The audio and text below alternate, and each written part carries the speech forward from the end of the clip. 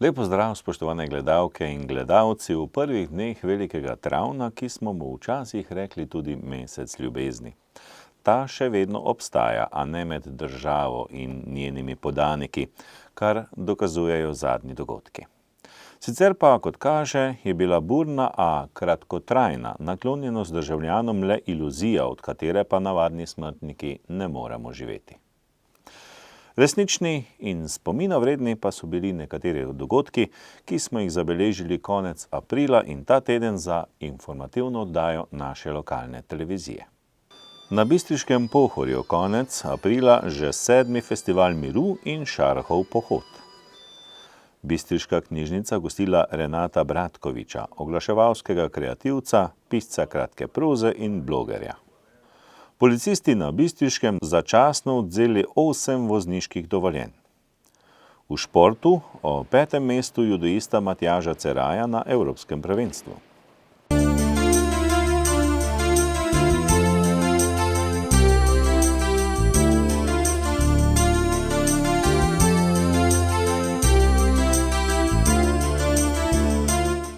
V rubriki Lokalne novice objavljamo nekaj predprvomajskih dogodkov in tistih, ki so se zgodili ta teden. 26. aprila sta že 7. leto zapored potekala na Bistriškem Pohorju festival miru in Šarhov pohod po poteh Pohorskega bataljona.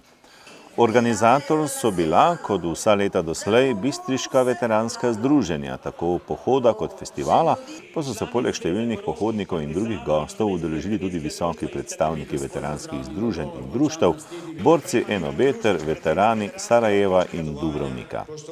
Dopoldan so se udeleženci zbrali pri 3 žebljih na Osankarici, kjer je leta 1943 padel Pohorski bataljon in počastili spomin na borce in legendarnega Šarha ter njegove 3 sinove.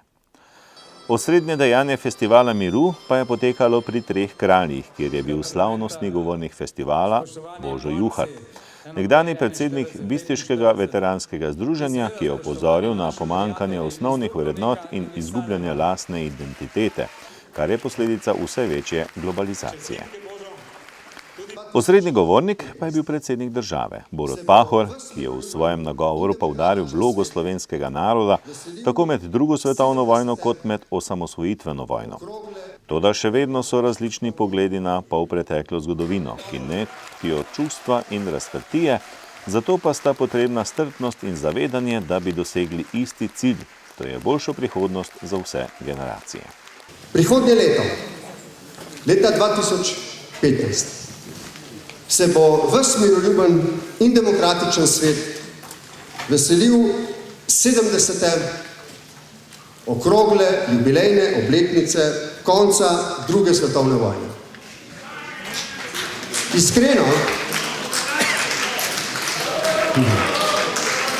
Izrekam iskreno željo, da bi se temu slovesu, slavnosti in veselju pridružila tudi Slovenija, vsa Slovenija. Vsa Slovenija, enotno, vsi Slovenci, enotno, ne glede na naše politične in svetovno-nadzorske razlike, ne glede na različne poglede, glede polpretekle zgodovine.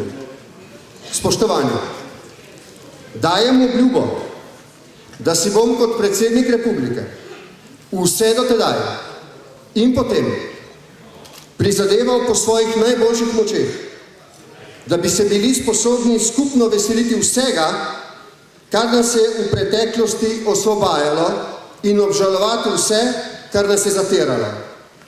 Tako se glede takih zadev obnašajo zreli narodi, čas je, da končno te vrste zrelost izpriča tudi naš slovenski narod. Kaj pa ne bi enotno, brez sramu in ponosno lahko slavili vsi Slovenci? Dejstvo, da smo narodno osvoboditev sredi pekla druge svetovne vojne, sredi prejšnjega stoletja dosegli sami kot del naprednih mednarodnih zavezniških sil.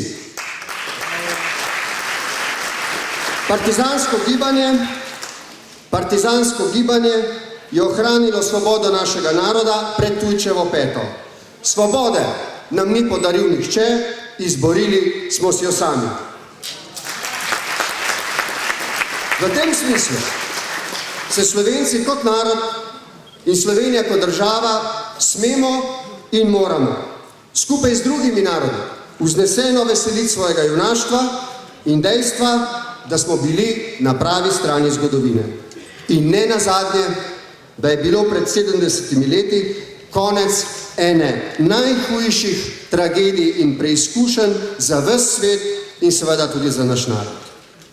Toda, ob tem bi bilo prav, da se vsi enotno in spet, ne glede na politične in svetovno-nazorske razlike, zavemo, da je bil žal čas nacionalnega osvobajanja, tudi čas socialne revolucije in vsega, kar taki družbeni prevrati prinesejo seboj. Slovenci so ob začetku druge svetovne vojne žal nismo enotno postavili proti okupatorju, vendar pa tudi zavedajoč se grozot te izkušnje smo 50 let kasneje skupno, enotno zmagali v osamosvojitveni vojni.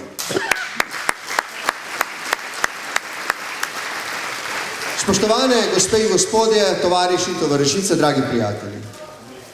Čas surove druge svetovne vojne, ki je vrgla cel svet iz moralnih tečajev, ne samo Slovenijo in to deželo, je bil za nas tudi čas državljanske vojne. Brat je dvignil roko nad brata. Politični, ideološki ali razredni interesi so v vrtincu vojne in po njej privedli do ravnanj, ki jih je mogoče surovostjo vojne sicer pojasniti, vendar jih ni mogoče opravičiti. Konec druge svetovne vojne, ki naj ga vsi vzneseno in ponosno praznujemo, je sicer za vse Slovence pomenil narodni obstanek in to je izjemno dejstvo, ki ga ni mogoče izbrisati z nobeno drugačno interpretacijo zgodovine. Toda problem je, da je bil za ene hkrati tudi začetek politične in socialne svobode, za druge pa konec politične ali celo osebne svobode. Narodni razkol med vojno je obstajal tudi po njej. Mnogi smo upali in še vedno upamo, da je bila ustanovitev lastne države in enotna obramba v osamosvojitveni vojni tudi hkrati spravno dejanje. V programu prireditve je sodeloval tudi orkester policije, pesmi tržaškega partizanskega pevskega zbora Pinko Tomažič pa so odmevale med pohorskimi gozdovi.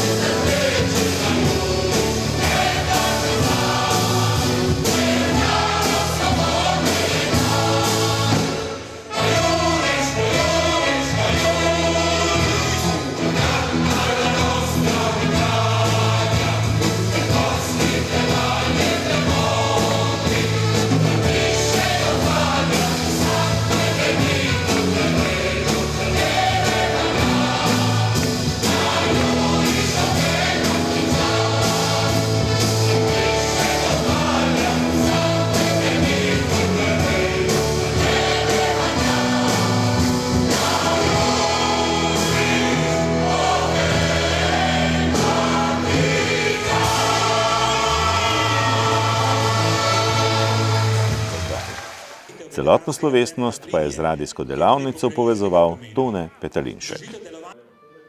V ponedeljek, 5. maja, je bistriška knjižnica gostila Renata Bratkoviča iz Slovenske Bistrice, ki ga poznamo kot oglaševalskega kreativca v agenciji Artizan, blogerja in pisca kratke proze. V 2 ameriških založniških hišah najdemo v antologiji kratkih zgodb tudi Bratkovičeve. Z avtorjem se je pogovarjala Mojca Plaznik. Bratkovič pa je obiskovalcem literarnega večera predstavil eno od zgodb, ki jo je zapisal v prvi osebi.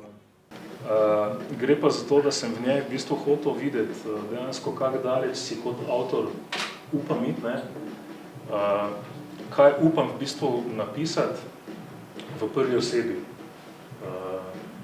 No in nastalo je to točno ob polnoči. Globoko vdihni in štej do 10. 1, 2, 3, 4, 5, 6, 7, 8, 9, 10. V glavi čutim razbijanje srca. Bum, bum, bum. Skozi režo vrat še enkrat ocenim položaj, za vso silo brcnem in se poženem noter. Presenečen me pogleda, a ne utegne niti pisniti. Britvica zmrzne na njegovem obrazu, pa kdo danes še uporablja to zastarelo sranje? In kdo se brije ob 11. po noči? Z levo mu zamašim usta, z desno ga zgrabim njegovo desnico, ki neprostovoljno zavorje z britvijo po vratu. Rdeča freska vredna Hermana Niča zaživi na ogledalo in ploščicah. Za vsak primer naredim še par potez, potem se neha upirati. Zloži se na kolena in kar se da nežno ga položim na tla. Za trenutek se mi zazdi, da mi hoče iti na jok. Vstanem, odprem vodo in s prsti zdrgnem britvico. Voda se rožnato vrtinči v tok, ura je 11 in 3 minute. Tak ne morem nikamor. Odvijem tuš in odlepim umazane, lepljive cunje sebe, nekaj njegovega soka se je precedilo skozi kavbojke. Pod mrzlo vodo se zdrgnem po vsem telesu in glavi z njegovim Old Spiceom, se obrišem in ob 11:45 navlečem sveže kavbojke in majico. V predsobi se spotaknem čez njegove kovčke in izginem v noč. Po 10 minutah teka se ustavim na mostu, do sitega se nadiham in naslonim na ograjo. Pogledam dol, moja obrita glava s skoraj enakim pogledom, kot je malo prej bil njegov. Kaj zdaj? Pustil jo boš, ne da bi se poslovil, ne da bi jo zadnjič videl? Medtem ko meljem podobna vprašanja, v ozadju dvakrat zadoni zvon. Če greš zdaj in če vso pot tečeš, si lahko v 15 minutah pri njej. Moram k njej. Stopim čisto potiho in odvežem vezalke na čevljih, ki jih ponovadi zbrcam dol, pred vrati spalnice pogoltnem slino. 10 do. Ko se zazdim pripravljen, pobožam kljuko in narahlo odškrnem vrata, Odeja enakomerno diha. Z mačjimi koraki se prikradem do nje, sedem na rob postelje in previdno privzdignem Odejo. S palcem in kazalcem nežno potegnem na ramnico spalne srajce, se nežno vležem k njej in ji poljubim ramo. Potegnem ji spalno srajco prek širokih bokov, dvigne rit, do bobka, namestim se na njej, z roko mi ga nameri, dovolj vlažno, da lahko za vso težo počasi spustim boke proti njenim bokom. 1, 2, 3, 4, 5, 6, 7, 8, 9, 10. Počasi krožim, se dvigam in spuščam, diha vedno hitreje in glasneje. Pospešim gibanje in se zagrizem v njen vrat, da komaj diha. Končno ujame v ritem gibov in dihanja, eden v drugem ga suvava vedno močneje in hitreje, kot da oba veva, da je tokrat zadnjič, ker to ni prav, ker je bolno in vedno glasnejša sva, vse dokler iz mojega malega ne brizne in se iz njenega grla iztrga krik, točno o polnoči.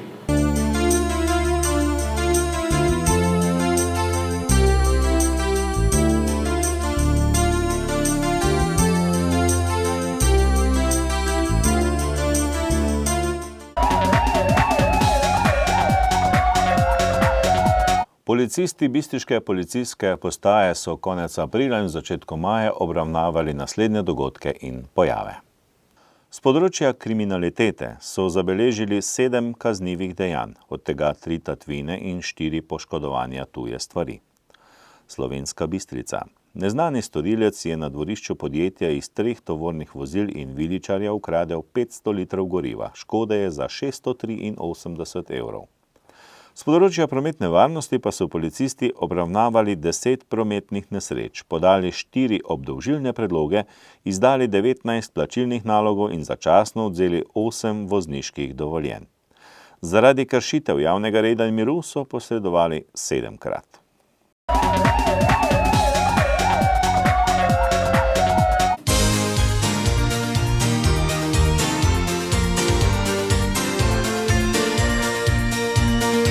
Šestnajstega, 17. in 18. maja bo tukaj v Bistrici kar pestro.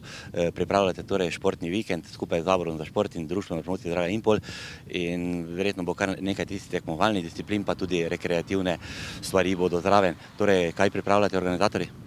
Ja, v okviru Športne zveze in Zavoda za šport dejansko pripravljamo športni vikend 16., 17. in 18. maj.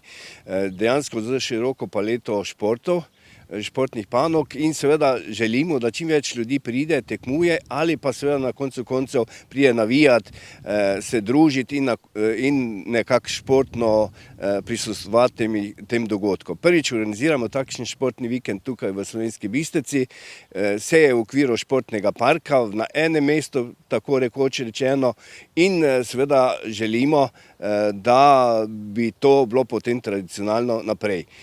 Organizatorji seveda pripravljamo široko paleto športov, od nogometa na umetni travi, veliki mali nogomet, košarka, igranje v trojkah, odbojka na mivki, kolesarjenje po občini, hoja, tek, alpinizem in podobne stvari. Če se malo torej ozremo, vi ste v preteklosti že delali takšne športne dneve, ampak takrat ste imeli samo po eno disciplino, sedaj pa ta velik zalogaj. Kaj meniš kot predsednik, bodo občani nekako prisluhnili, sestavili tiste ekipe in prišli na ta dogodek?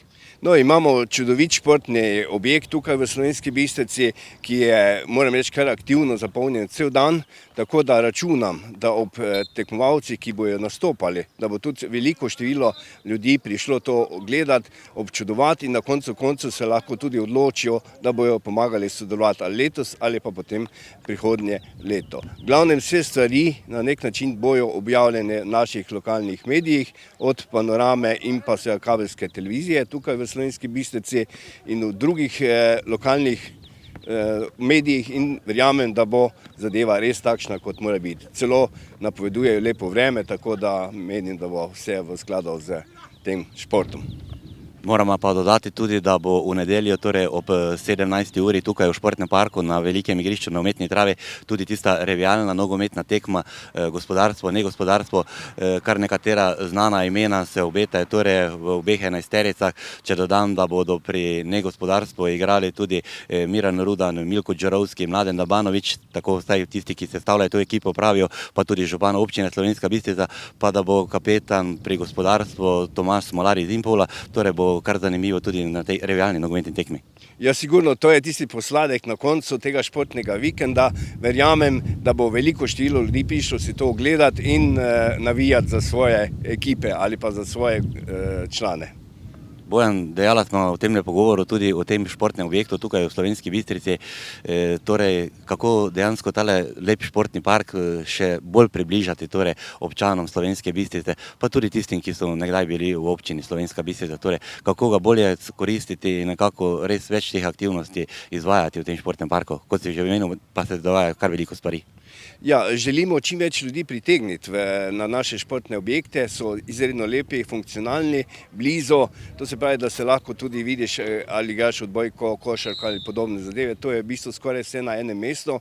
Želimo v Športni zvezi Slovenska Bistrica dejansko postaviti ene meje, pa ena razmišljanja, da je šport tisti del aktivnega življenja, ko nam daje možnost izboljšanja življenjskih zadev in vsega podobnega in pa seveda na koncu družabnih srečanj in pogovorov, ki na koncu koncev privedejo tudi do boljšega življenja. In šport je en sestavni del tega in verjamem, da bo čim večje število ljudi, tako nekdanjih športnikov, rekreativcev ali sedanjih in bodočih prihajalo na te naše športne objekte.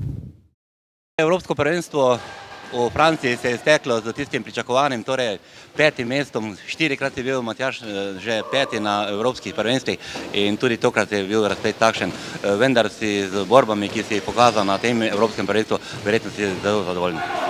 Ja, res je, nekako vsak let se ponavljam s tem 5. mestom, prihajam do zaključnih bojev, na koncu pač medalja nekako že držimo v roki, vsakič se mi spolzi.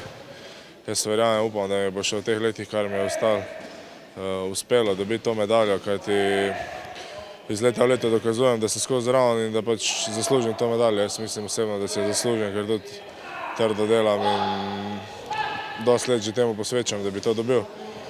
Res je, z borbami sem malo zadovoljen, premagal sem nekaj zelo dobrih tekmovalcev, ki jih pač prejšnja leta nisem uspel premagati. Žal pa za tretje mesto pa sem izgubil s tekmovalcem, ko sem ga do zdaj vedno premagal, to je pač šport. Kaj naj rečem, vsekakor biti peti v Evropi je zelo lep rezultat, ampak glede na to, da se meni to zdaj zgodil že četrtič, normalno je prisotno razočaranje, kajti želel sem si medaljo, pošteno povedano. No, medalja bo verjetno že prišla tudi do tvoje konca kariere in verjetno boš že prvo priložnost iskal na svetovnem prvenstvu, ki bo letos, torej v septembru, konec avgusta. Res je, konec avgusta nas čaka svetovno prvenstvo v ruskem Čeljabinsko. Vsekakor me čaka dolgi cikl priprav, vmes še veliko tekm za svetovni pokal, ki tudi šteje za kvalifikacijske tekme za Rio 2016. Tako da do avgusta je še daleč, jaz upam, da bom zdrav, da se bom uspel, da sem na dobro priprav.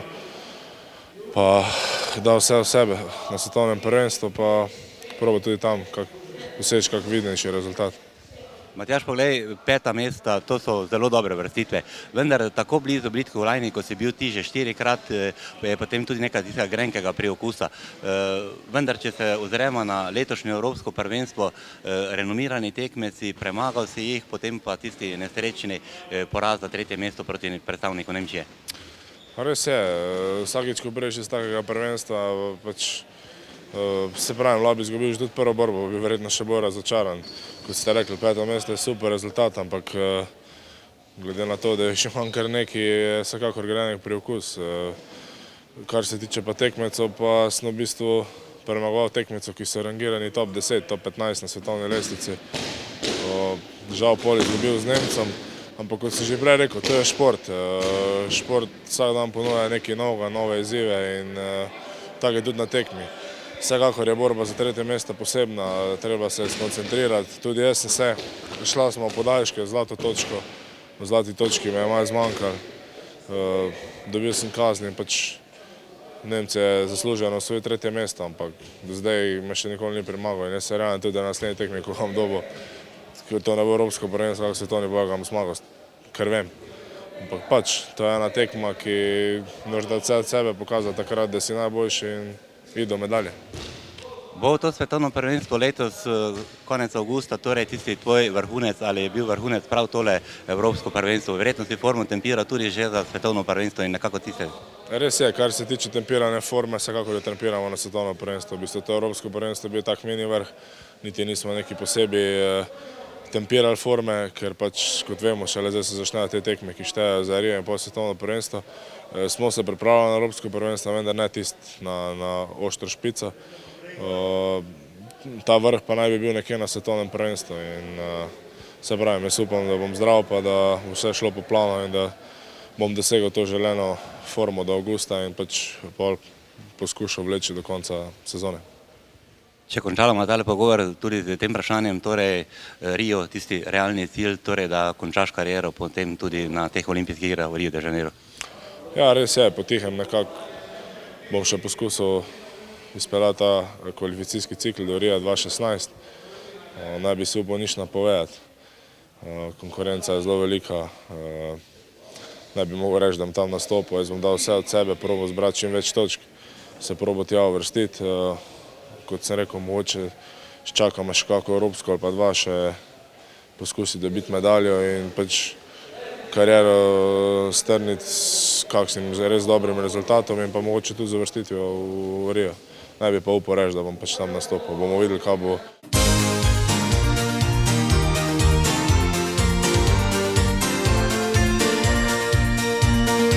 Spoštovani, informativni del oddaje se je iztekel. V nadaljevanju pa vas vabimo, da se nam pridružite pri ogledu ene od pogovornih oddaj Veznega člena, kjer bo gostitelj filozof in sociolog dr. Ivan Urbančič, gost pa nekdanji ustavni sodnik dr. Tone Jerovšek. Pa ne pozabite, da je maj najlepši mesec v letu, le videti ga je treba. Pa srečno do prihodnjič.